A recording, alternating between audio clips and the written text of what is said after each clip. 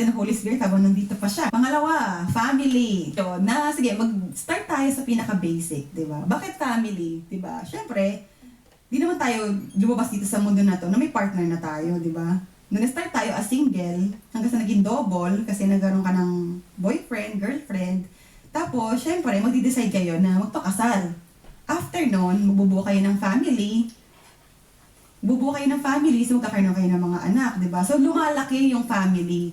And kapag lumaki na yung mga anak mo, syempre, maghihiwalay din sila sa inyo. It doesn't mean na porket kasama mo siya mula nang maliit siya, ibig sabihin, forever mo na siyang kasama, di ba?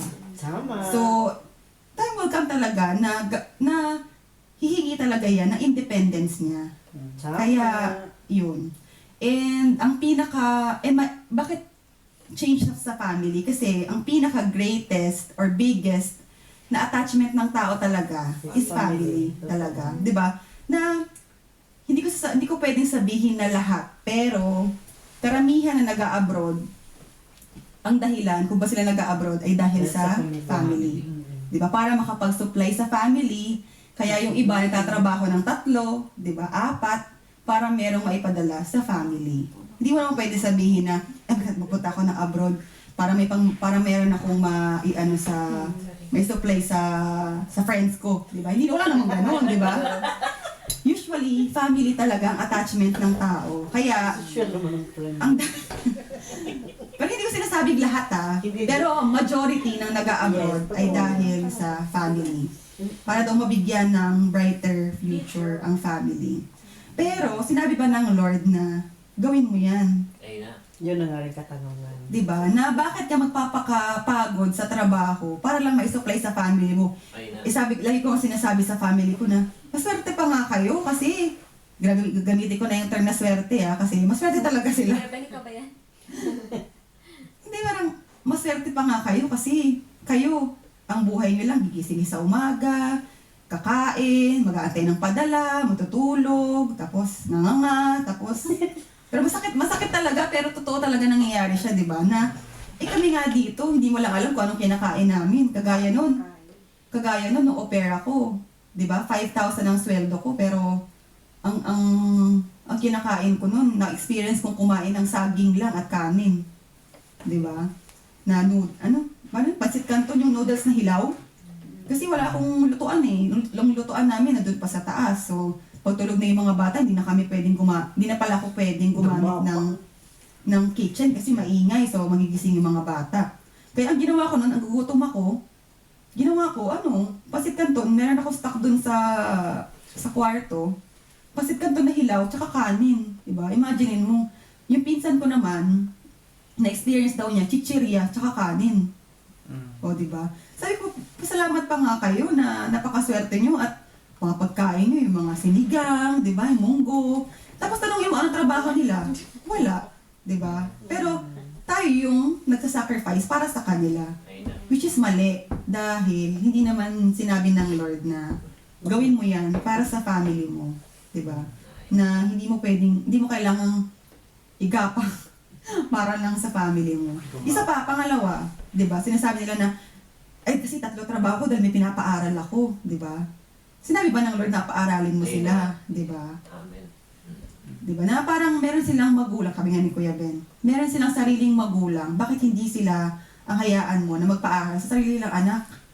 Kasi, dinesign sila ng Lord para doon, hindi ikaw. Sino ka ba, tita? Diba? Pinsan.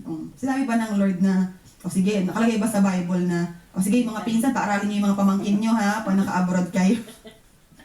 Diba? Kaya parang yun yung, minsan masakit, pero yun yung way of thinking kasi na Crowd mali. mentality. Tsaka po, mali talaga na pinalaki tayo ng ganun, di ba? Ano ko ba sabihin? Yun nga, na parang minsan kasi tinitingnan natin yung mga ganyan as utang na loob, di ba? Na, as utang na loob talaga, di ba? Bakit kung titingnan mo, kasi napaka-common yan sa Pinoy. Dahil kung titingnan mo, bakit ang Pinoy lang ang ganun. Hindi naman Pinoy lang, pero parang Usually talaga. Siguro dahil Pinoy ako or Pinoy tayo. Pero Talagang, di ba, kung titignan mo, ang nature talaga ng Pinoy is tumulong or utang na loob. Pero bakit sa Norway walang ganun, di ba? Lahat bayad. Miski magulang, anak, bayad yan lahat. Di ba si Eric nga, di ba, nag-aalaga siya ng kapatid niya pero bayad. Ganun talaga. Ganun. Kasi walang utang na loob. Pero bakit sa Pinoy, napaka-usual ng utang na loob. Ganyan yung practice kasi. Ganun. Emosyon. Ma-emotion ng Pinoy. Kaya ngayon po yung sinasabi natin na change, di ba? I-change natin yung isip natin na hindi porket yung kinalakihan natin, yan na forever, di ba? I-change natin yung mind natin na we were not created to be a slave ng ating family. Di ba? Na bigyan mo ng responsibilidad yung magulang niya.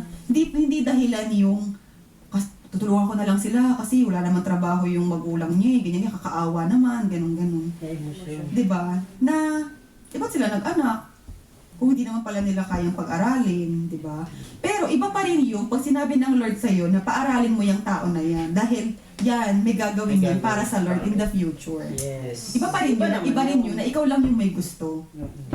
Kaya ang maganda nun, pag gusto mo, kunyari, naisip mo na, Lord, gusto kong gamitin yung sweldo ko para makapagpaaral ng isang tao. Amen, salamat. Kaya mga para si Kuya Ben. So hindi tayo nag-iisa. Hindi. Paaralin mo siya. Kasi marami. Paaralin mo siya. Di ba yun na, iba pa rin yung yun. Kaya better yet na kung mayroon tayong gustong paaralin, Amen. i-ask natin si Lord na, Lord, bigyan mo ako ng soul na pwede kong paaralin dahil alam mo na meron siyang gagawin, malaking gagawin para sa kingdom mo. Hindi lang pwedeng dahil lang gusto mo at hindi lang dahil yan ang available. Thank you, Lord. Pwedeng hindi mo siya kamag-anak ang papaaralin mo dahil sinabi ng Lord, yan talaga dahil magiging, malay mo, maging history maker pala yan in the near future, di ba? Yung paaaralin mo. Maging next na Miles Monroe, ganyan. Or next na Pastor Luis. O, Yes. ganun. Next Next na Daddy. Ben. Yes. Next na Daddy Ben. Di ba? So, yun. Kaya attachment sa family. Kaya change din sa family. Alam ko may sasabihin pa ako dito eh. Nalimutan ko lang kung ano. Pero, yun. Basta. Yun. Ang attachment kasi ng tao is sa family. Yun ba yung sabihin ko? Teka lang ah. Basahin eh. So, yun. Maya na yung iba. So, number 3, sa money. Kasi, bakit change sa money? Diba? Kung dati, ikaw yung dati nangungutang, o ngayon, ikaw na ang inuutang. Ayan na, oh. Amen. Danas mo yan.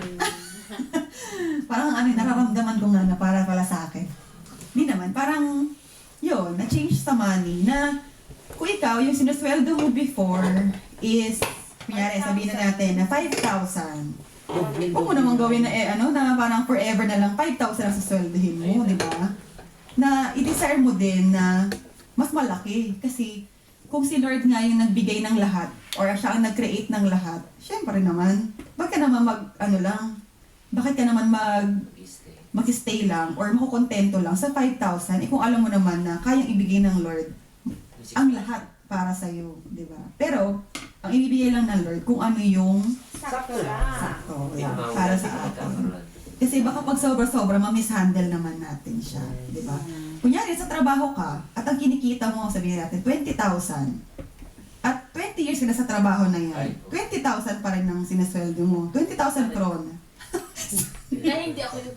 Ay, hindi pwede dyan dito sa Norway. Magbabago kasi every year. Oo, ganun. Parang ano pa rin, di ba? Di ba meron kasi iba na, kunyari, sa Pinas, may mga nagtatrabaho dyan, 30 years na, di ba? 25 years na. Nabigyan na nga ng certificate na loyalty award dahil ang tagal na doon sa trabaho na yun eh. Tapos yun pa rin ang sinusweldo, di ba? Na parang, minsan kasi ang tao, mahilig sila sa routine. Di ba? Na porket ito na yung nakasanayan ko, ito na yung klase ng trabaho na nakasanayan ko, ayoko na lumipat sa iba kasi maninibago ko, ganyan. Tapos, back to start na naman ako. Di ba? Na i-decide naman natin yung mas mataas na posisyon. Huwag naman tayong magstambay lang sa kung ano yung nakasanayan natin. Di ba? Para din lalaki din. Yun. Tsaka, di ba, sabi nga ni Kuya Ben, na pwede mong utusan ang money.